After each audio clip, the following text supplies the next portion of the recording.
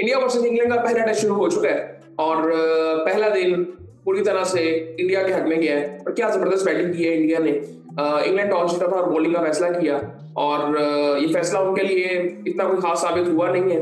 लेकिन I think मैं ये कहूंगा कि इंडिया ने मतलब वो एक बहुत बेहतर पोजीशन में तो आ गए हैं इस वक्त। लेकिन कह सकते हैं कि जब दोनों टीमें एक दफा बैटिंग कर ले तो उसके बाद अंदाजा होता है। लेकिन आई थिंक मुझे लगता है कि इंडिया बहुत आगे मैच को लेके जा चुका है। यहाँ से हो सकता है कि अब इंडिया को यहाँ से बुरा खेलना पड़ेगा मैच को हारने के लिए या ड्रॉ करने के लिए। क्योंकि इंडिया की बॉलिंग भी बहुत अच्छी है। इंग्लैंड ने जिस तरह से बॉलिंग की है वो कुछ नजर ही नहीं आ रहा था कि कोई अच्छी बॉलिंग कर रहा है।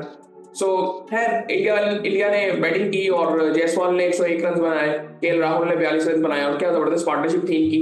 91 में पहला आउट होता है और बड़ी जबरदस्त सुकून से बैटिंग करते रहे। कोई ऐसा नहीं था कि बहुत एक्स्ट्राऑर्डिनरी बॉलिंग हो रही थी, कुछ ऐसा नहीं था। बीच में कुछ एक दो बॉल अच्छे होते थे और खैर उसके बाद साई सुदर्शन आज खेल रहे थे, वो वन डाउन खेले थे।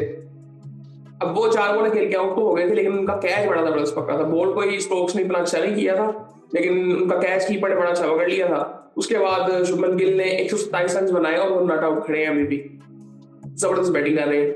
और ऋषभ पंत भी बैटिंग कर रहे हैं शुभमन गिल के साथ। 65 रन पे वो भी खेल रहे हैं 102 बॉलों में और वो अपने तरीके से बैटिंग कर रहे हैं जिस तरह वो करते हैं।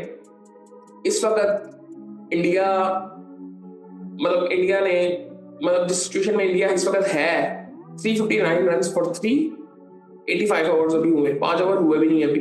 अगर वो हो जाते तो शायद ये 20 रन का फर्क आ जाता है यहाँ पे। इसके बाद अभी करुण नायर पड़ा हुआ है, रविंद्र जडेजा, शार्दुल ठाकुर, बुमराह, सिराज, तो भी कह सकते हैं कि 3-4 बैट्समैन अभी पड़े हैं प्रॉपर।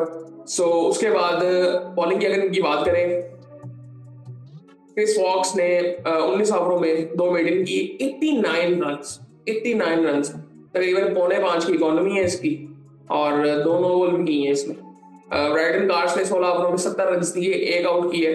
केएल राहुल को इसने आउट किया था और जोश टोंग ने अब 1-2 बॉल इसने बड़ी जबरदस्त की, डिसेंट बॉलिंग थी बट इतना खास कोई रिजल्ट्स तो प्रोड्यूस नहीं हुए। 16 ओवरों में इसने 75 रन दिए, तकरीबन 4.5 की इकोनॉमी इसकी भी थी। उसके बाद बेन स्टोक्स ने 13 ओवरों में 43 रन दिए, 2 आउट किए, तकरीबन 3.5 की इकोनॉमी इसकी भी थी।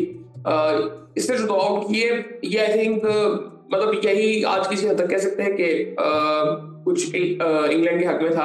अदरवाइज इंडिया ने जिस तरह से बैटिंग की आई थिंक मुझे लगता है पिच में कुछ अभी नजर ही नहीं आया, अभी कुछ नहीं हो रहा पिच में, ना बॉलिंग इनकी कोई इतनी खास है।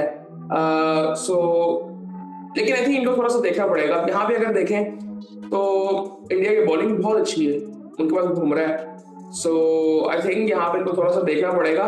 ये इंग्लैंड अब ये देखते हैं कि पहले दिन ये मैच या पहली पारी किस तरह से खेलते हैं इंग्लैंड वाले, तो वहां से डिसाइड होगा कि मैच ड्रॉ होगा कि इंडिया जीतेगा। बहुत यहाँ पे ना इंडिया को बुरा खेलना पड़ेगा मैच हारने के लिए। वो मुझे लगता है कि ऐसा होगा नहीं। शोएब बशीर ने 21 ओवरों में 4 मेडन किए, 66 रन दिए, तकरीबन 3.25 की इकोनॉमी इसकी भी थी। ये सूरत हाल थी पहले दिन की। अब देखते हैं कल क्या होता है। बारिश का भी आई थिंक कोई चांस कह रहे थे, बारिश भी आई थिंक थोड़ा मसला कर सकती है, उससे भी कुछ इश्यूज होते हैं कि जहां पे मैच तब्दील हो सकता है। लेकिन आई थिंक ओवरऑल अभी अगर देखें तो इंडिया बड़ी जबरदस्त पोजीशन में है और इंडिया आई थिंक अगर इसी तरह से खेलता रहा तो आई थिंक बड़े आराम से मैच जीत जाएगा। मुझे नहीं लगता कि आगे जाके फिर अगर देखा जाए, क्योंकि एक तो पहले आपने चांस दे दिया, अगर विकेट में कुछ नहीं था तो मुझे समझ नहीं आया कि इंग्लैंड ने बॉलिंग क्यों की पहले, क्योंकि ये जिस तरह से खेलते हैं इनको सूट करता था कि पहले बैटिंग करें और जिस तरह से बैटिंग करते हैं आगे प्रेशर डाल देते हैं रन्स करके, लेकिन वो हुआ नहीं है। अब इन्होंने इंडिया को बैटिंग दे दी है और इंडिया ने रन्स भी कर दिए, तो अब इनकी बॉलिंग तो इनको पता चल गया कि उस तरह से उसमें कुछ है नहीं। अब इनको बैटिंग अच्छी करनी पड़ेगी और बैटिंग पे प्रेशर होगा क्योंकि 350 रन तो अभी उन्होंने बना दी हैं और अभी उनके 3 आउट हुए हैं।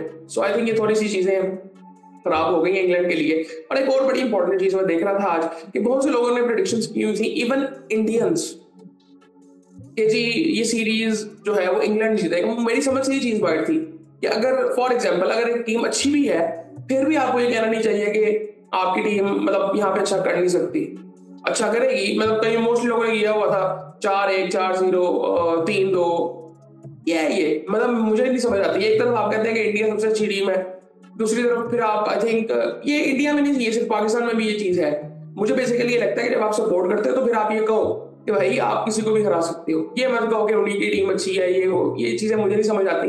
आई थिंक सपोर्ट करना तो फिर पूरी तरह से करना चाहिए, क्योंकि बाद में क्रिटिसाइज भी अगर आप पहले ही कह रहे हैं कि आप मतलब इंडिया ये सीरीज नहीं जीतेगा, फिर आप क्रिटिसाइज क्यों कर रहे हैं फिर उस पर? ये इंडिया में भी है, ये पाकिस्तान में भी ये चीजें होती हैं। आई थिंक ये चीजें थोड़ी सी ठीक होनी चाहिए। मतलब आप सपोर्ट करो ना, आपको कि इंडिया जीतेगा, 4-1 से जीतेगा, 5-0 से कह दो, आप कहने में क्या है? सो वो जब ठीक है आप ये कहते हो, आप न्यूट्रल एनालिसिस करते हो, ठीक है, वो आप सारा कुछ देखते हो, लेकिन आप यहाँ पे देखो ना कि इंग्लैंड की बॉलिंग उस तरह से नहीं है, आपके पास बॉलिंग अच्छी है, आपके पास बैटिंग अच्छी है। सो आई थिंक ये चीजें मुझे लगता है कि थोड़ा सा भी बेहतर करनी चाहिए। इवन मैं पाकिस्तानियों को भी ये कहता हूँ, मैं हमेशा ये कहता हूँ कि आप पूरी तरह से सपोर्ट करो। क्यों नहीं? पाकिस्तान के बारे में तो बात ही ये होती थी कि किसी को भी किसी भी टाइम हरा सकती है ना। किस चीज की कमी हमारे पास होती है? हमारे पास सिर्फ सिस्टम की कमी होती है कि सिस्टम उस तरह से परफॉर्म नहीं कर रहा होगा। ओवरऑल वो दिन किस तरह से जाता है वो उस दिन प्लेयर्स पे डिपेंड करता है। इसी तरह इंडिया में मैं ये चीज देखता हूँ कि एक तरफ से कहते हैं कि बहुत अच्छी टीम है, बहुत अच्छी टीम है, बहुत अच्छी टीम है, लेकिन जब ये ऑस्ट्रेलिया इंग्लैंड के खिलाफ या साउथ अफ्रीका के खिलाफ जाते हैं या न्यूजीलैंड के में भी खिलाफ जाते हैं, सो उस वक्त इनकी ये बातें होती है कि हाँ वो टीम अच्छी है या ओवरसीज खेल रहे हो। सो आई थिंक इस तरह से पूरी सपोर्ट दिखानी चाहिए, क्योंकि अगर ये चीजें फॉर एग्जांपल अगर कोई खिलाड़ी देखते तो वो कहता है कि यार पहले ही उम्मीद नहीं है, तो फिर वो आई थिंक वो एक साइकोलॉजिकल एक असर भी होता है। और लेकिन जब फिर हारते हैं तो फिर आप क्रिटिसाइज क्यों कर रहे हैं? आपको तो पहले ही पता था। आई थिंक ये थोड़ी सी चीजें हैं जो कि देखनी चाहिए, हम सबको देखनी चाहिए आई थिंक इस रीजन में। सो बाकी आई थिंक काफी ऐसी चीजें हैं, मैं सोच रहा हूँ काफी चीजों के बारे में, क्योंकि काफी चीजें हो चुकी हैं पिछले कुछ दिनों में। तकरीबन 15 दिन का हमने गैप लिया था और काफी उसमें चीजें हुई थी, तो देखते हैं कि उन पर किस तरह से बात की जा सकती है। क्योंकि मेरा अभी भी कोई प्लान नहीं था कि अभी मैं कोई वीडियोस बनाऊंगा। अगर ये सीरीज शुरू ना होती तो मैं आई थिंक अभी कुछ देर वेट करता और प्रॉपर एक ऑर्गेनाइज फॉर्मेट से आता।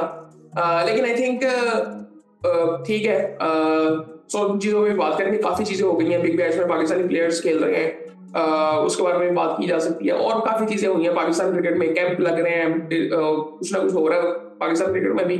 सो आई थिंक उसके बारे में बात करेंगे फिर आपसे।